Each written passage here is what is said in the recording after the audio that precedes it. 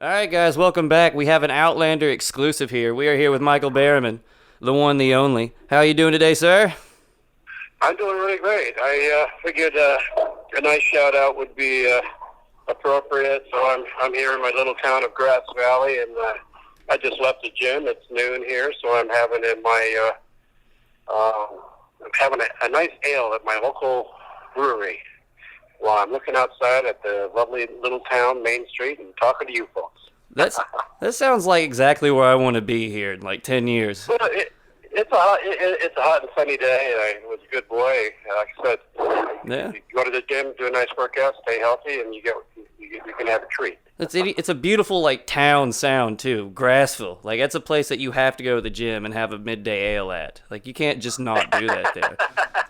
Yeah, Grass Valley. It's a little town in the mining old gold country of California. Oh, dude, that sounds awesome. Well, we love having you on here. I'm sure you get asked about the Hills Have Eyes all the time, but believe it or not, my first exposure to you, and for like the majority of my childhood, was from the movie Double Dragon. Oh yes, yeah. How was doing that? No, that was really cool. Double Dragon actually, it had I got to work with some of the best stunt coordinators and fight coordinators in the business.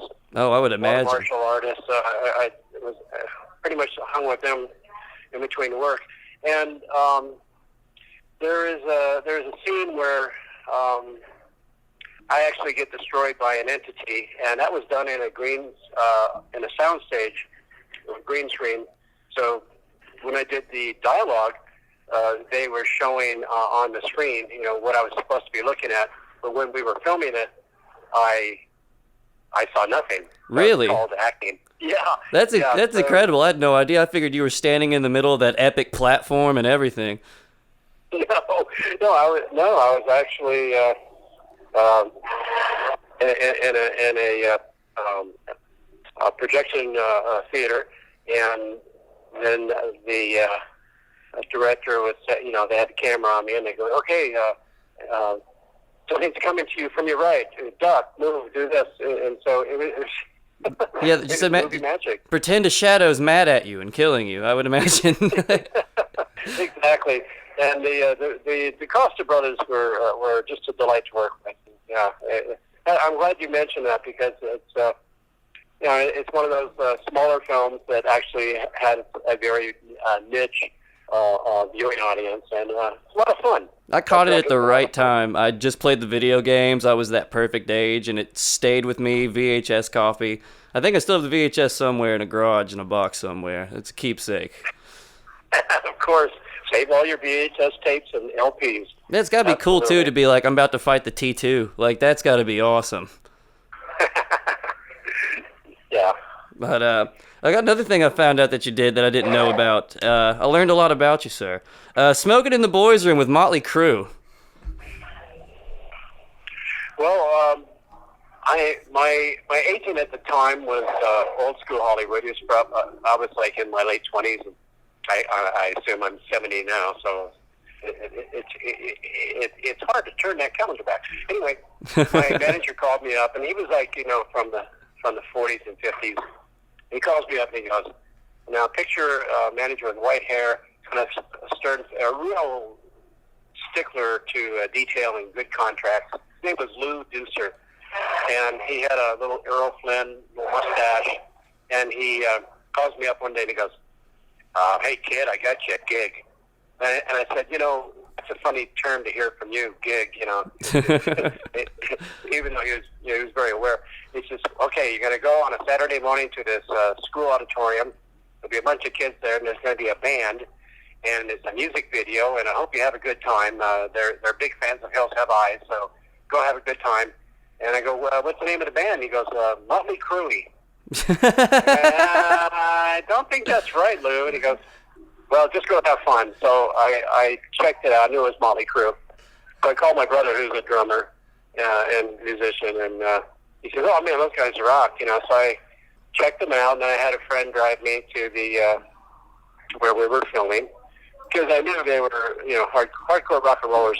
So I have a designated driver, and I get to the auditorium, and there's security to keep the kids from going up on the stage behind the curtain to hang out with the guys. Yeah. And they were really hard-working boys. I mean, Vince and everybody, Tommy and the rest, were just absolutely very friendly, very open. Vince lived down in Huntington Beach, so I grew up in Santa Monica and Venice Beach area, so I used to go surfing a lot, and he knew all about surfing, and so we just had a wonderful time. There was some refreshments. I think I remember seeing 2 galvanized buckets, like the kind you use to feed your horse, Yeah. sweet feed. And it's filled with ice, and they probably had about 5 big bottles of Jack Daniels and about 100 Coronas. So I'm going, oh, this is interesting. That's the Anyway, crew I'm expecting, yeah. They were very professional, right on the money.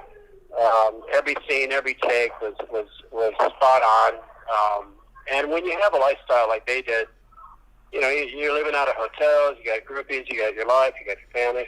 I found them to be very balanced and very, very nice people. I did a second video with them called Home Sweet Home. Yeah. And when Mick Mars was having issues with his hand, he was having some surgery, I believe. And so I would give him a call every once in a while, touch base with him, and encourage him that hey, everything's going to be okay. But they were just very, very wonderful guys.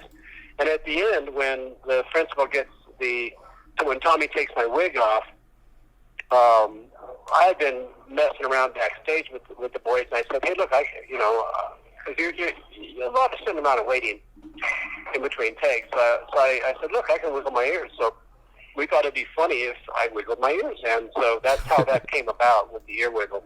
You hit him with the old alfalfa. Oh, yeah, I couldn't do it like him. No, I love that, though. I love it. That's great. To be able to do something like that, it's a dream of mine. I'm a wannabe comedian, and if anything like that ever happened, I would literally, I don't know what I'd be able to do after I woke up from fainting. I'd hope I'd be able to do it. Well, the main thing is I tell stories. I'm not a comedian. I'm not a jokester. I can talk. Boy, can I talk. But I remember I did a movie with not Huggy Bear, but the other guy. In MacGyver. The black actor, the skinny black actor who was in MacGyver. I can't think off the top of my head right now. But really nice and very, very funny. So we were working late nights, and I was telling them what I thought were jokes. They were really pretty bad jokes. And eventually he came up to me and made his fingers into a cross and hissed. He goes, Michael, stop it. You don't tell jokes. You deliver pain. So if you're going to do stand-up comedy, write your own jokes. Yeah. And I did get some good advice. It was pick some friendly faces in the audience that are on the same page with you, and then direct your delivery to them. Hopefully they're in more than one place in the room. Yeah, I've seen some comics nowadays. That'll help you. I've seen some comics nowadays that try to bring the pain too. So it's all different ways to go about it now. Well, yeah, it's dark. I saw that you you were going to play the Skull Cowboy in the Crow movie. I did play the Skull Cowboy. Yeah, you did play the Skull Cowboy, but then some stuff got in the way, I suppose. But that is one of my favorite characters from the original story, and I was not aware that was happening, or was supposed to happen. It was supposed to happen. I remember. Wow, it was a wonderful experience to work with Brandon Lee, and I'm still very good friends with James O'Barr. And the love story, tragic, classic story of the Crow is just beautiful. I'm still in touch with Rochelle Davis, who played Sarah. Oh, really? I went to Brandon. Yeah. She's a single mom living in California. Still with us, and I remember we had 2 weeks of. Well, we had. While I was there, we had a lot of shots with lighting for the disintegration of the Skull Cowboy. And it's just such a bummer that safety got compromised. North Carolina is a right to work state, so after the union contract can run for so long, and then you're allowed to hire local people, and the local person they hired to handle all the guns, the armorer, well, I won't say it's his fault, but I'll just say that after they sent home our guy from California, they got somebody that, did the job for less money, and I'm not saying that's the reason, but what happened was there was debris in the barrel, and it was not a conspiracy, and nobody did it on purpose. It was just one of those situations where you take your time and you check everything twice, and always never cut corners. Yeah, I grew up around firearms when I was punching paper at 12 years old and reloading. So, that's I'm very, very linear when it comes to firearms. Now you're in Grass Valley having new nails, ballots. Life's about ballots there. Working with Brandon was an absolute delight. We became the few weeks I was there, almost every night he would invite me into his motorhome, and we would talk about, share stories about my family growing up, and he shared stories about his dad, his mom, and his sister, and we were really excited about, doing the 3 scenes. Well, there was a double disc. Anchor Bay, I think, did it, and there is footage of some of the lighting tests of the Skull Cowboy, but I would have loved to have seen it, because in the story he's pivotal for explaining to the Crow exactly how things are happening and what he needs to do. That is precisely correct. There's a scene where I tell Brandon's character, I tell Eric Draven, if you keep trying to save the ones that were not involved with your death, then you will be forever. You will not be. Well, basically, the dialogue is, kill the ones that killed you both. Otherwise, you will not be reunited with your beloved. And he says he can't make that decision because he's trying to help Sarah's character and the others. And so I leave with the Crow. Crow leaves with me, and then the Crow comes back at the last minute. So it would have been. I can't watch any of all the remakes. I just I can't blame don't you. have it in me. Yeah, I just don't have it in me to watch those.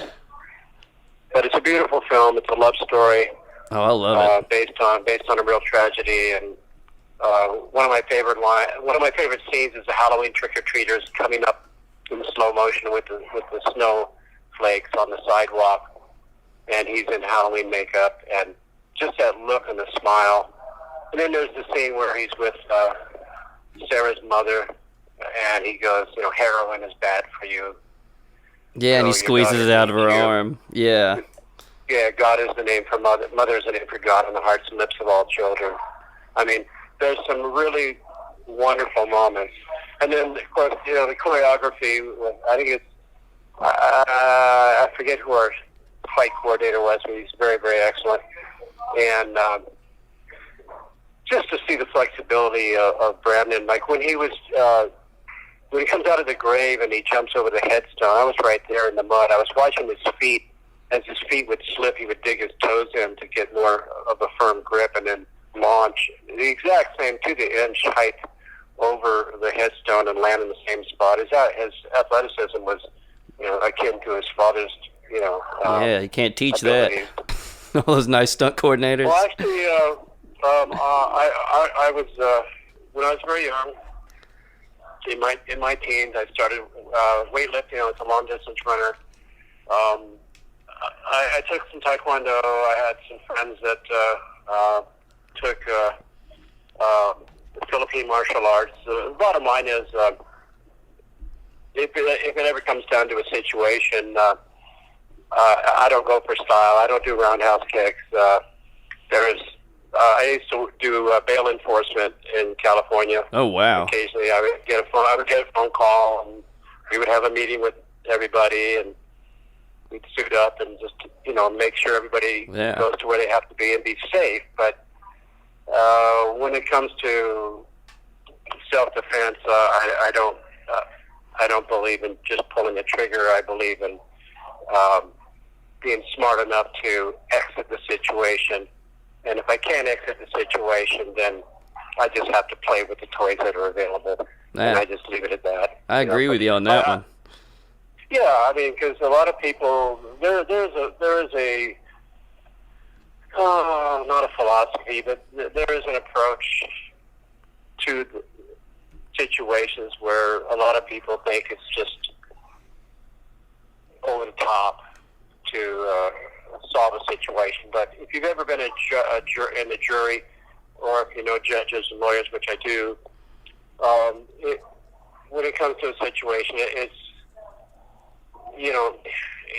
not about ego. It's not about showing off. It's about leaving the situation and those that are in need to protect them and be safe. That's kind of how I look at that. I don't have any. It's not important to me to be a this or that, but I've had some close calls, and I've managed to make the right choices, and I'm still around. So, yay! Enjoying time in Grass Valley. I am getting ready to leave. Well, it's a little premature to mention, but I'll be leaving here in about a month or so. I'm not ready to just tell the world where I'm going to be, but You got some upcoming. There's a lot of nature. Well, we're going to get some property where we can rescue the old dogs at animal sanctuaries, and all the old ones that nobody wants. We'll give them a home. Oh, that's awesome.